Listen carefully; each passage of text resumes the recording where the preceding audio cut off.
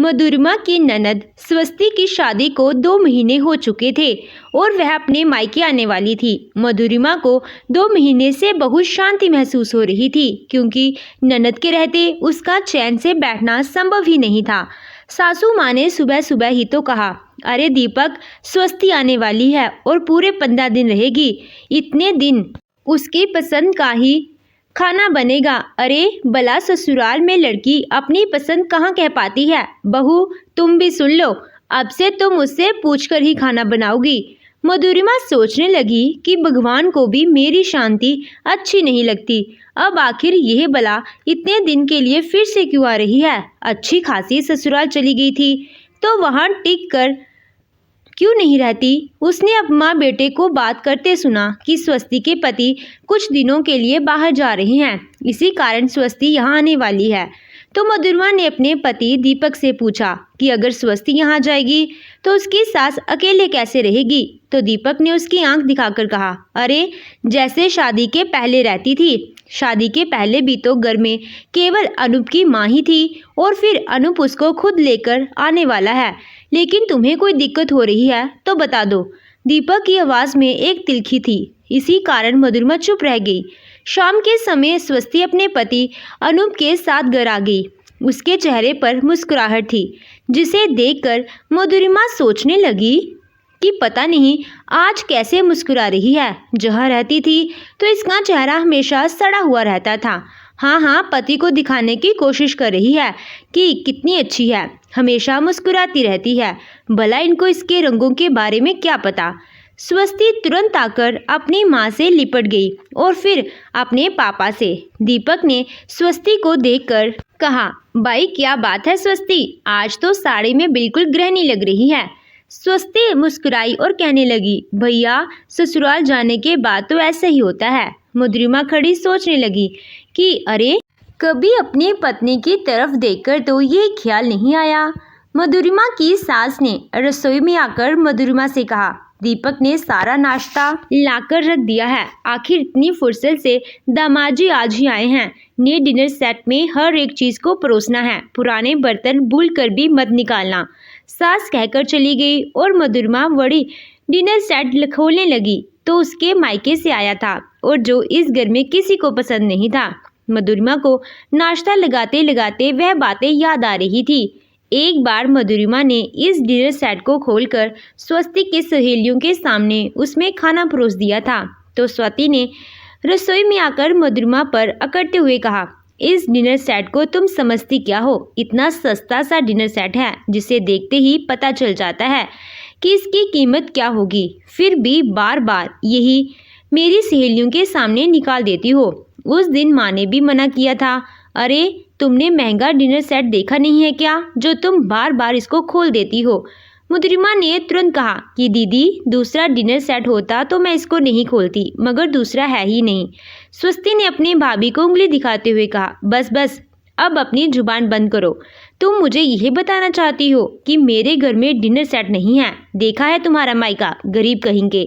स्वस्ति मधुरिमा का अपमान करके चली गई और मधुरिमा की आंखों में आंसू आ रह गए। एक तो स्वस्ति घर में कोई काम ही नहीं करती थी, उस पर भी अपनी भाभी पर हमेशा गुस्से में सवार रहती थी।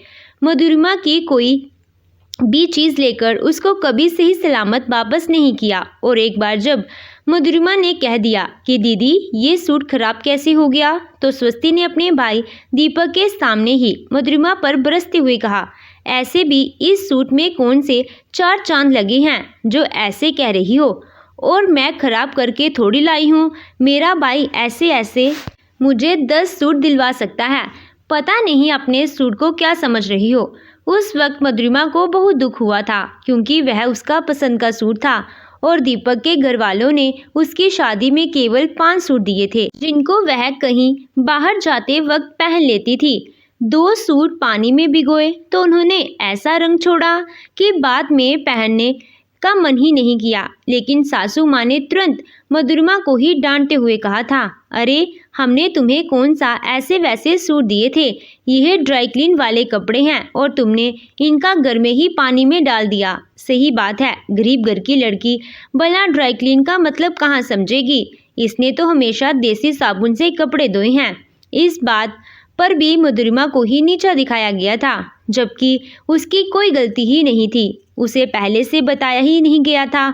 मगर सच तो ये था कि वह सूट बहुत सस्ता सूट था, क्योंकि मधुरिमा स्वस्ति की शादी के वक्त जब सास के साथ शॉपिंग पर गई तो स्वस्ति ने एक छोटी सी दुकान देकर कहा था कि आपके लिए सूट हमने इसी दुकान से खरीदे थे, इन्होंने हमको अच्छा खासा डिस्काउंट दे दिया था। तो मधुरिमा ने कहा कि चलो फिर यहीं से शॉपिंग करते हैं। तो स्वस्ति ने तुरंत कह दिया, इनके पास 500-700 से ऊपर की रेंज का कोई कपड़ा ही नहीं होता, मैं इतना सस्ता कपड़ा ससुराल लेकर थोड़ी जाऊंगी। सासू माँ साथ चल रही थी और यह सुनकर जब मधुरिमा ने उनका मुंह देखा तो उन्होंने चेहरा घुमा लिया।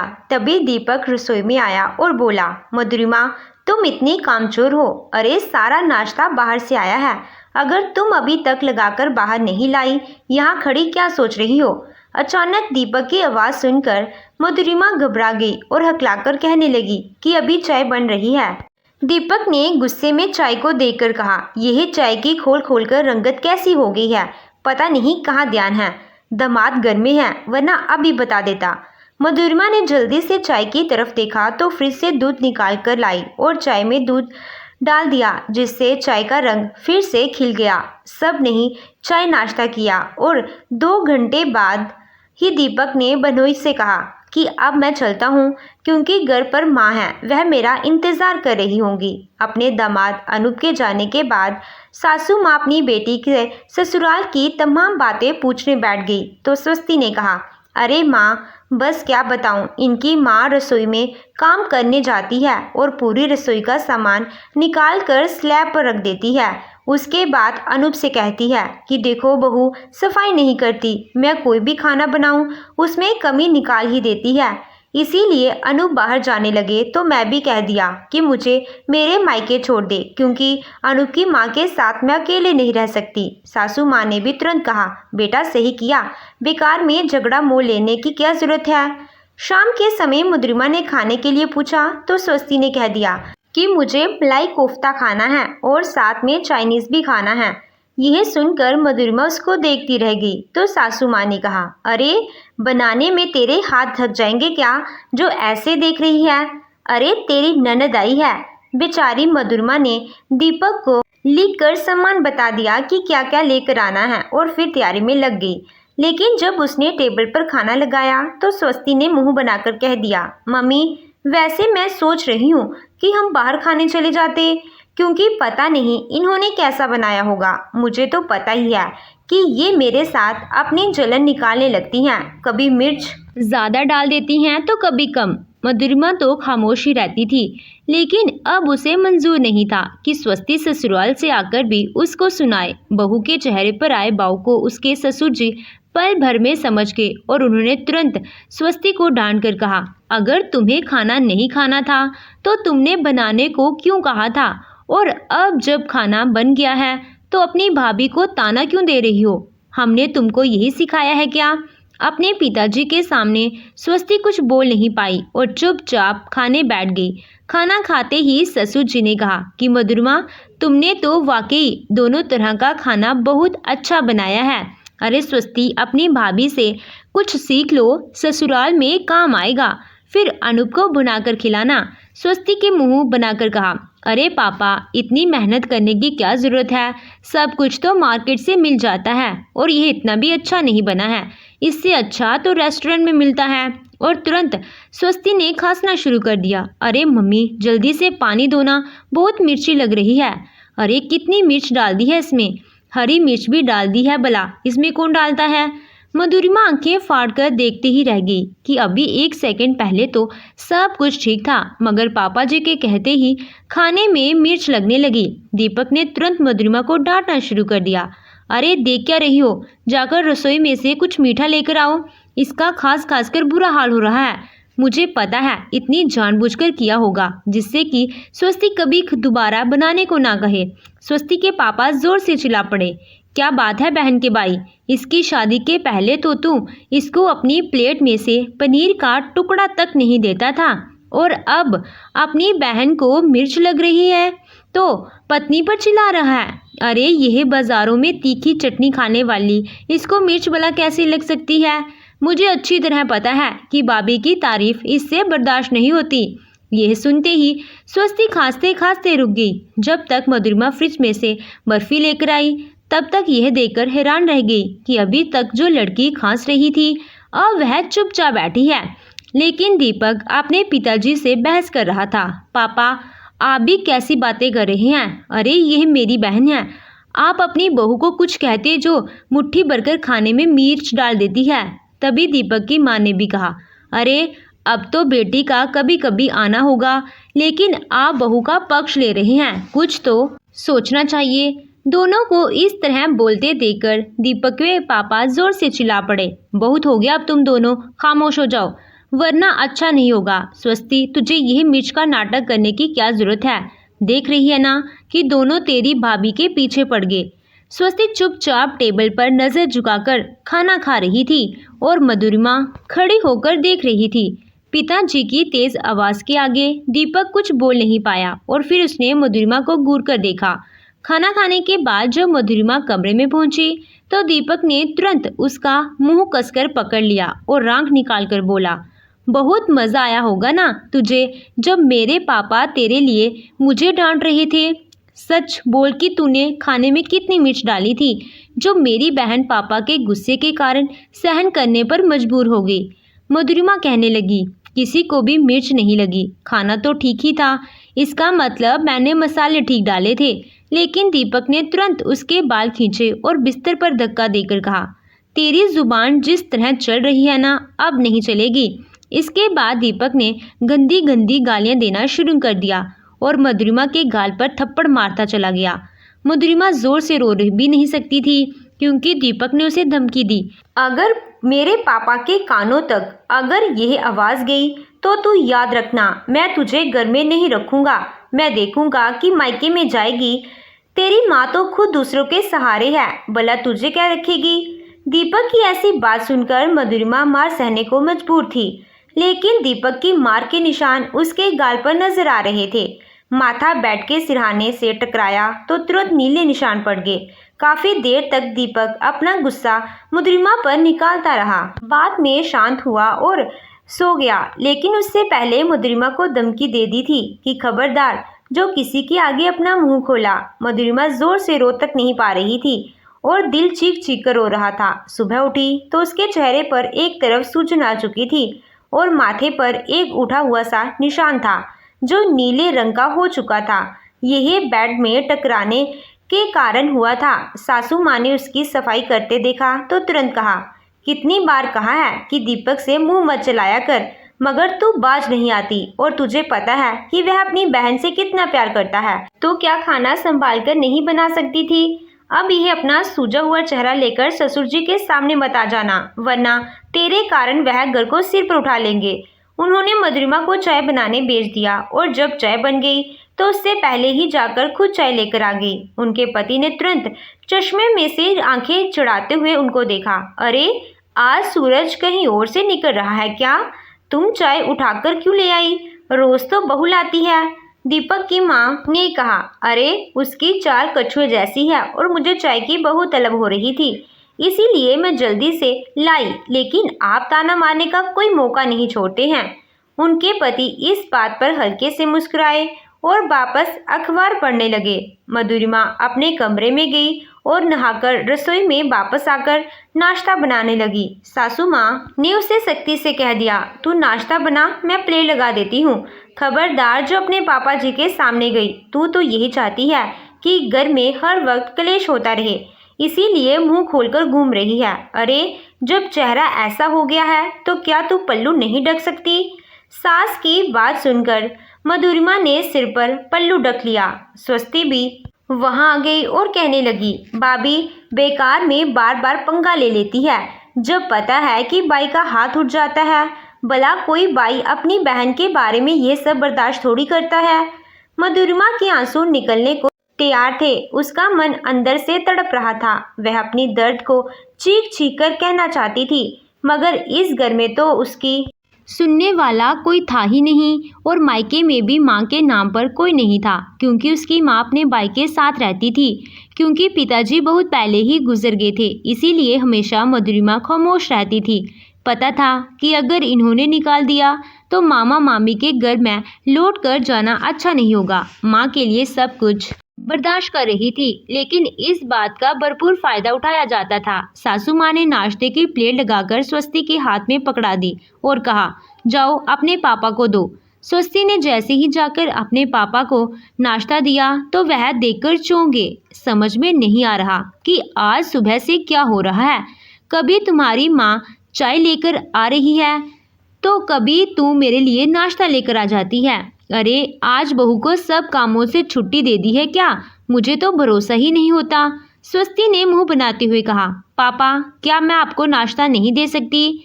उसके पापा मुस्कुरा दिए तो वह वापस किचन में गई और अपनी भाभी को सुनाकर बोली, मम्मी इसके कारण तो पापा भी मुझको सुना रहे हैं। शादी होने के बाद भी मेरी तो कोई कदर ही नहीं है।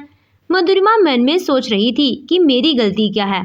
मैंने तो किसी से शिकायत भी नहीं की और पापा जानते भी नहीं हैं कि मेरे साथ क्या हुआ। जैसे ही स्वस्ति के पिताजी ने नाश्ता खत्म किया तो सासू माँ टेबल पर बैठते ही चिल्लाने लगी, आज नाश्ता देने का इरादा है या नहीं? अरे तेरे ससुर जी को तो हमने खिला दिया, कम से कम अब हमको तो बनाकर खिला दे। दीपक भी आकर बैठ गया है, अब इसको ऑफिस के लिए देर हो रही है। उधर मधुरिमा जल्दी जल्दी प्लेट लगा रही थी। सिर पर पल्लू ढककर जैसे ही वह टेबल पर नाश्ता रखने आई तो ससुर जी टेबल पर पानी लेने आ गए और बोले, अरे मैंने दवाई तो खाई ही नहीं। लेकिन जब मधुरिमा की तरफ देखा तो हैरान रह गए, क्योंकि उसका पल्लू नीचे गिर गया था और चेहरा साफ दिखाई दे रहा था, जिस पर सूजन और नीले नीले निशान दिखाई दे रहे थे। इस समय घर की डोरबेल बज गई। ससुर जी ने जाकर दरवाजा खोला तो सामने मधुरिमा की माँ और उसके मामा जी खड़े हुए थे। दीपक के पिताजी को देखते ही उन्होंने कहा, माफ कीजिए समधी जी, हम बिना खबर किए आ गए, मगर मधुरिमा को देखने की बहुत इच्छा हो रही थी। मधुरिमा ऐसे वक्त पर अपनी माँ को देखते ही अपने आंसू रोक नहीं पाई और भागकर उनसे लिपट गई। वह अपनी माँ से बिलक बिलक कर रो रही थी तो ससुर जी कहने लगे, अरे बहू अपनी मामी को बिठाओ तो सही। लेकिन मधुरिमा की माँ ने कहा, बेटा तू ऐसे क्यों रो रही है, कुछ बात है क्या? मधुरिमा चुप रही, लेकिन उसकी सास ने तुरंत कहा, अरे माँ से मिलकर बेटियां ऐसे ही रोती हैं। समधन जी आप पहले आराम से बैठ जाइए, फिर अपनी बेटी से जी भरकर बातें भी कर लीजिएगा। लेकिन मधुरिमा की माँ ने कहा, नहीं आज इसका रोना कुछ अलग है और यह तेरे चेहरे पर क्या हुआ है? वह निशान देखकर वह घबरा गई। मधुरिमा कुछ बोलने ही वाली थी तो सास ने तुरंत कह दिया, अरे ज़रा मौसम खराब हुआ तो मैंने कहा कि ऊपर से कपड़े उतार लो। अब ये इतनी तेज़ भागी कि सीढ़ियों से गिर गई, बस उसी के ये चोट लग गई है। मधुरिमा ने गुस्से से अपनी सास की तरफ देखा और फिर अपनी माँ से कहा कि यह झूठ बोल रही हैं। मुझे दीपक ने कल रात को बहुत मारा है और मम्मी यह पहली बार नहीं मारा, मैं तो बस चुप रहती थी। इतना कहकर मधुरिमा की बुरी तरह रुलाई फूट पड़ी। यह देखकर ससुर जी जो कि सामने खड़े थे वह हक्के बक्के रह गए, क्योंकि उन्होंने भी उसी समय वह निशान देखे थे। दीपक दांत पीसकर गुस्से में बैठा हुआ था। तभी मधुरिमा की माँ ने कहा, दामाद जी मैंने अपनी लाडली बिटिया आपको मारने पीटने के लिए नहीं दी थी। अगर यह कोई गलती करती है तो आपको कहना चाहिए, मगर हाथ उठाने का कोई हक नहीं बनता। और आप इतनी बार कह चुके हैं, शर्म आनी चाहिए कि मेरी बेटी ने आपकी गलतियों पर पर्दा डाले रखा। मधुरिमा ने अपनी माँ को कसकर पकड़ लिया और बोली, माँ अब मैं यहाँ नहीं रह सकती। यह सब लोग मेरे पीछे पड़े रहते हैं और मुझे नौकर समझ रखा है। मुझे तो यह भी बताया जाता है कि मेरी मायके में कोई नहीं है, तो यहाँ जो होगा सहना पड़ेगा। यही बात सुनकर तो मधुरिमा के मामा जी आग बबूला हो गए और दीपक को धमकी देकर बोले, दीपक इसके मायके में कौन कौन है यह तुमको अब पता चलेगा। तुम्हारे एक एक जुल्म का हिसाब अब मैं खुद करूँगा। तुमने हमारी बेटी को बहुत दुख दिया है ना, अब तुम भुगतोगे। मधुरिमा ने जल्दी से अपना सूटकेस तैयार किया और माँ के साथ चली गई। दीपक ने बहुत बार उसको फ़ोन पर मनाने की कोशिश की और वापस आने की भी कोशिश की, मगर मधुरिमा नहीं मानी। उसने अपने पिताजी से कहा तो पिताजी ने कह दिया यह घर उस लड़की के लायक ही नहीं है, इसीलिए उसको वहीं रहने दो। दीपक के अपने पिता ने भी उसका साथ नहीं दिया। अब सारे काम उसकी माँ को ही करने पड़ते थे, जो पहले मधुरिमा पर आदेश चलाया करती थी। मधुरिमा पढ़ लिखकर आगे बढ़ गई और दीपक कोर्ट केस ही लगता रहा, क्योंकि मधुरिमा ना तो घर आ रही थी और ना तलाक दे रही थी। अंत में दीपक को मधुरिमा को हर्जाना देना पड़ा, तब कहीं जाकर तलाक हुआ और इस रिश्ते का इस तरह से अंत हो गया। मगर मधुरिमा का जीवन अब खुशियों से भर गया था। तो दोस्तों, आपको ये कहानी कैसी लगी कमेंट करके हमें ज़रूर बताइएगा। कहानी अच्छी लगी हो तो वीडियो को लाइक कीजिएगा, चैनल पे नए हो तो चैनल को सब्सक्राइब कीजिएगा। Thank you.